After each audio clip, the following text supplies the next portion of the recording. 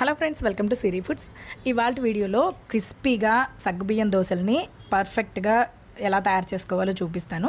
చాలా టేస్టీగా ఉంటాయండి, చాలా బాగుంటాయి. ఒక్కసారి ఈ వీడియో చూసి ఇలా ట్రై చేశారంటే మీ ఇంట్లో వాళ్ళందరికీ ఇదే ఫేవరెట్ బ్రేక్ఫాస్ట్ అయిపోతుంది. చాలా క్రిస్పీగా వస్తాయండి, చాలా బాగుంటాయి. ఈ సగ్గుబియ్యం దోశల్ని తయారు చేసుకోవడానికి ముందుగా ఏదైనా ఒక గిన్నె తీసుకోండి. దాంట్లోకి ఏదైనా ఒక కప్పు లేదా ఒక గ్లాస్ కొలతగా పెట్టుకుని సగ్గుబియ్యాన్ని తీసుకోండి. నేను ఇక్కడ ఒక కప్పు సగ్గుబియ్యం తీసుకుంటున్నాను. పెద్ద సగ్గుబియ్యాన్ని తీసుకోవాలండి. ఏ కప్తో అయితే సగ్గుబియ్యం తీసుకున్నారో అదే కప్తో అరకప్పు మినపగుళ్ళని వేసుకోవాలి. అదే కప్పుతో ఒక కప్పు రేషన్ బియ్యాన్ని వేస్తున్నాను. మీ దగ్గర నార్మల్ బియ్యం ఉన్నా కూడా వేసుకోవచ్చు. 1 టీ స్పూన్ మెంతుల్ని కూడా వేసేసి వీటన్నిటిని 2-3 సార్లు శుభ్రంగా కడుక్కుని మంచినీళ్ళు వేసి నానబెట్టుకోవాలి. కనీసం 6 నుంచి 8 గంటలు నానబెట్టాలండి. నేను ఇక్కడ రాత్రి అంతా నానబెట్టుకుని తీసుకుంటున్నాను.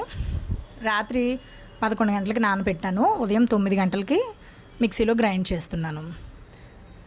కనీసం 6 గంటలు నుంచి 8 గంటలు నానబెడితేనే మనకు చక్కగా సగ్గుబియ్యం నాని మెత్తగా అవుతాయి. ఇప్పుడు ఆ నానబెట్టిన ఆ నీటిని వంపేసి మిక్సీ జార్లోకి కొంచెం కొంచెంగా వేసుకుని ఒక 2 బ్యాచ్లుగా మిక్సీ చేసుకోవాలి. మెత్తగా చాలా కాటుకులాగా మిక్సీ చేసుకుని ఒక మిక్సింగ్ బౌల్లోకి వేసుకోవాలండి. నీళ్ళు అవసరమైతేనే వేసుకోండి, లేదంటే వద్దు. పిండి కనుక పలచన అయిందంటే దోశలు సరిగ్గా రావు.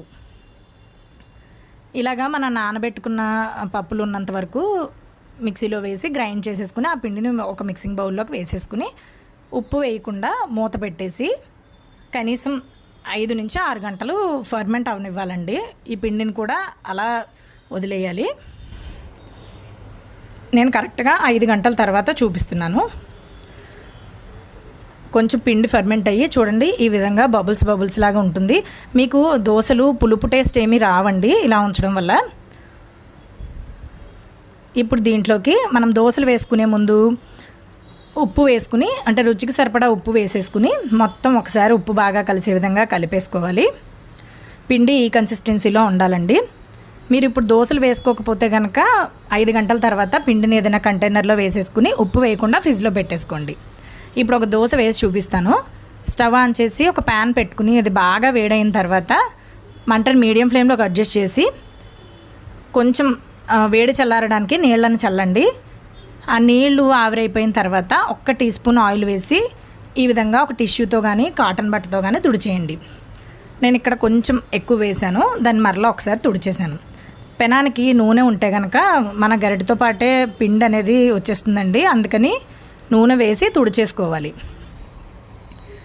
ఈ విధంగా పిండిని ఒకసారి కలుపుకుని ఒక గరిటెడి పిండి తీసి ప్యాన్ మీద వేసి దోశలాగా స్ప్రెడ్ చేయండి. ఇక్కడ చూపిస్తున్న విధంగా ఇలా దోశ వేసేసిన తర్వాత దోశకి చుట్టూరా 1 టీ స్పూను, అలాగే దోశ మధ్యలో 1 టీ స్పూను నూనెను వేసుకోవాలి.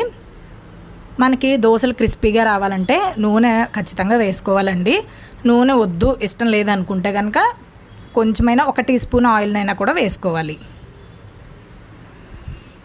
ఇలాగా మనకి దోశ కాలేటప్పుడు అడుగున బ్రౌన్ కలర్లో కనిపిస్తూ ఉంటుంది కదా, అప్పుడు మాత్రమే టర్న్ చేసుకుని తీసుకోండి.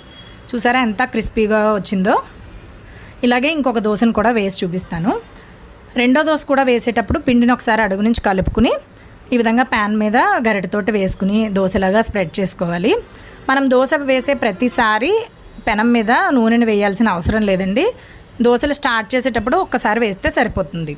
దోశ వేసిన తర్వాత ఇందాక నేను చెప్పినట్లుగా చుట్టూరా మరలా దోశ పైన కూడా వేసుకుని medium flame to high flame adjust చేసుకుంటూ మీకు పెనాన్ని కూడా మంట తగిలేలాగా దోశకి అడ్జస్ట్ చేసుకుంటూ పెనాన్ని కాలనివ్వాలి.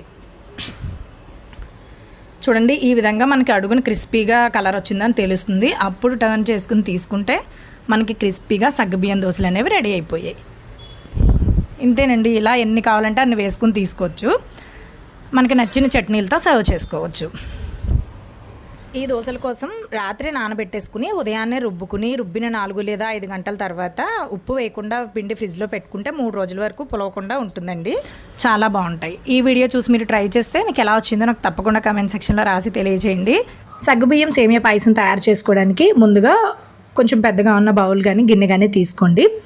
ఒక కొలతగా ఒక గ్లాస్ కానీ ఒక చిన్న కప్పు కానీ తీసుకోండి. అదే కప్పుతోటి ఒక కప్పుడు సగ్గుబియ్యం తీసుకుని ఒకసారి వాష్ చేసుకుని నిండా నీళ్లు వేసి నానబెట్టి పక్కన ఉంచండి. కొలతగా తీసుకున్న కప్పుతోటి అదే కప్పుతోటి అరకప్పు సేమియాని కూడా తీసుకోండి. సగ్గుబియ్యంకి మూత పెట్టేసి ఒక 2 గంటలు నాననివ్వండి. 2 గంటల తర్వాత పాయసం తయారు చేసుకోవడం స్టార్ట్ చేయాలి. ఇప్పుడు స్టవ్ పైన ఒక పెద్ద గిన్నె పెట్టుకుని 1 లీటర్ పాలు, దాంట్లోకే 1/2 లీటర్ నీళ్లు వేసేసి స్టవ్ ఆన్ చేసి పాలని ఒక పొంగు వచ్చేంత వరకు మరిగించుకోవాలి. ఇలా ఒక పొంగు వచ్చిన తర్వాత స్టవ్ ఆఫ్ చేసేసి ఈ పాల గిన్నెని పక్కకు ఉంచండి.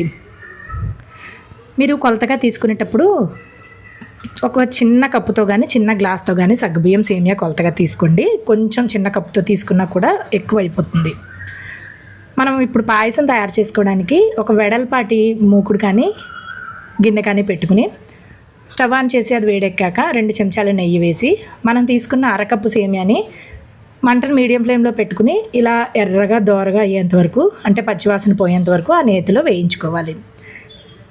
ఇలా బాగా వేగిన సేమియాలో మనం నానబెట్టుకున్న సగ్గుబియ్యాన్ని నీళ్ళన్నీ వంపేసి ఆ సగ్గుబియ్యాన్ని మాత్రమే ఆ మూకుట్లోకి వేసుకోండి. వేసిన తర్వాత ఒక్కసారి ఈ విధంగా కలిపేసి మంటని మీడియం ఫ్లేమ్లోనే ఉంచండి. ఒక్కసారి ఇలా కలుపుకుని దీంట్లోకి మనం ముందే పాలు కాచి ఉంచుకున్నాం కదా, ఆ పాలల్లో నుంచి సగం పాలని దీంట్లోకి వేసేసుకోండి. వేసుకుని మంటని మీడియం టు హై ఫ్లేమ్ మధ్యలోకి అడ్జస్ట్ చేసుకోండి. అడ్జస్ట్ చేసుకుని ఈ పాలతోటి ఈ సగ్గుబియ్యం సేమియా కూడా బాగా ఉడకనివ్వాలి. మధ్య మధ్యలో గరిటెతోటి ఈ విధంగా కలుపుకుంటూ ఉండాలండి. లేదంటే సగ్గుబియ్యం ఉడుకుతూ అడుగు పట్టేస్తుంది, పాయసం అంతా కూడా మాడు వాసనలాగా వచ్చేస్తుంది. అస్తమాటు కలుపుతూ ఉండక్కర్లేదండి, మధ్య మధ్యలో కలుపుతూ ఈ విధంగా బాగా ఉడకనివ్వాలి. మంటని మీడియం టు హై ఫ్లేమ్లో మధ్యలోనే ఉంచండి. సగ్గుబియ్యం ఉడికిందా లేదా అని తెలుసుకోవాలంటే మనకి సగ్గుబియ్యాన్ని ఇలా గరిటెతో తీసి చూస్తే ట్రాన్స్పరెంట్గా కనిపిస్తూ ఉంటుందండి. అలా ట్రాన్స్పరెంట్గా కనిపించింది అంటే సగ్గుబియ్యం అంతా ఉడికిపోయినట్లే. అలాగే సేమియాని కూడా ఒక్క పలుకు ఇలా విరిపి చూడండి, చేతితోటి మీకు తెలిసిపోతుంది. సగ్గుబియ్యం అలా కాకుండా మధ్యలో చిన్న పలుకులాగా తెల్లగా కనిపించింది అంటే మరొక 2 నిమిషాల పాటు ఉడికించండి. ఇలా సేమియా సగ్గుబియ్యం బాగా ఉడికిపోయింది అంటే చూడండి, కొంచెం ముద్దగా దగ్గరగా అవుతుంది, పాలు కూడా సగానికి పైగా ఎగిరిపోయి ఉంటాయి. ఆ టైంలో ఇలా దగ్గరికి వచ్చిన టైంలో ఆ మిగతా సగం పాలని కూడా దీంట్లోకి వేసేసి మరొక 2 లేదా 3 నిమిషాల పాటు ఉడకనివ్వండి. పాలు వేసిన తర్వాత కూడా ఒకసారి కలపండి. ఉడికేటప్పుడు సగ్గుబియ్యం అంతా ఇలా పాలల్లో పైకి తేలుతూ కనిపిస్తుంది. బాగా ఉడికిపోయింది అంటే ట్రాన్స్పరెంట్గా అయిపోతుంది. అలా మరొక 2 నిమిషాలు ఉడికించిన తర్వాత పక్కకు దించేసి స్టవ్ ఆఫ్ చేసేసి మరొక ప్యాన్ పెట్టుకుని మరలా స్టవ్ ఆన్ చేసి ఒక్క 2 చెంచాల నెయ్యి వేసి ఆ నేతిలో మీకు కావాల్సిన డ్రై ఫ్రూట్స్ని వేయించుకోండి. నేను ఇక్కడ జీడిపప్పు కిస్మిస్ని మాత్రమే వేస్తున్నాను. కిస్మిస్ వేసేటప్పుడు జీడిపప్పు కాస్త వేగిపోయిన తర్వాత అప్పుడు కిస్మిస్ని వేసుకోవాలి. మీకు నచ్చితే బాదాం పిస్తా ఇలా ఏవైనా కూడా వేసుకోవచ్చు. ఎక్కువగా జీడిపప్పు కిస్మిస్లో వేస్తూ ఉంటాను.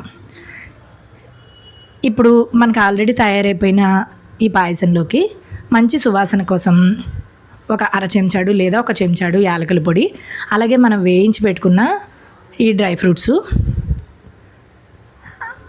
దీంట్లోకి మనము బెల్లంతో తయారు చేస్తున్నాం కాబట్టి ఏదైతే కొలతగా తీసుకున్నామో అదే కప్పుతోటి 2 కప్పుల బెల్లాన్ని వేసుకోవాలి. నేను ఇక్కడ బెల్లం పౌడర్ వేసేస్తున్నాను, మీరు తురుముకున్న బెల్లం అయినా కూడా వేసుకోవచ్చు.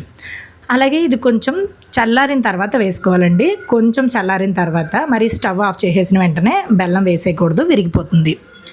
గోరువెచ్చగా కాకుండా కొంచెం వేడిగా ఉన్నప్పుడైనా వేసుకుంటే పర్వాలేదు. ఇలా బెల్లం వేసేసి మూత పెట్టేసి ఒక్క 10 నిమిషాలు అలా వదిలేసి తర్వాత తీసి చూడండి, చక్కగా మనం తినే కన్సిస్టెన్సీలోకి మరీ ముద్దగా కాకుండా మరీ పలచగా కాకుండా సగ్గుబియ్యం సేమియా పాయసం అనేది తయారైపోయింది. చాలా టేస్టీగా ఉంటుందండి. అదే కనుక ఈ వేసవిలో ఈ పాయసాన్ని ప్రతిరోజు కూడా తీసుకోవచ్చు. పెద్దవాళ్ళకి పిల్లలకి కూడా నీరసం తగ్గి ఒంటికి చలవ చేస్తుంది. ఇంతేనండి. ఈ వీడియో చూసి మీరు ఇంట్లో ట్రై చేస్తే మీకు ఎలా వచ్చిందో నాకు తప్పకుండా తెలియచేయండి. మరిన్ని రెసిపీస్ కోసం చూస్తూనే ఉండండి సిరి ఫుడ్స్ ఇన్ తెలుగు.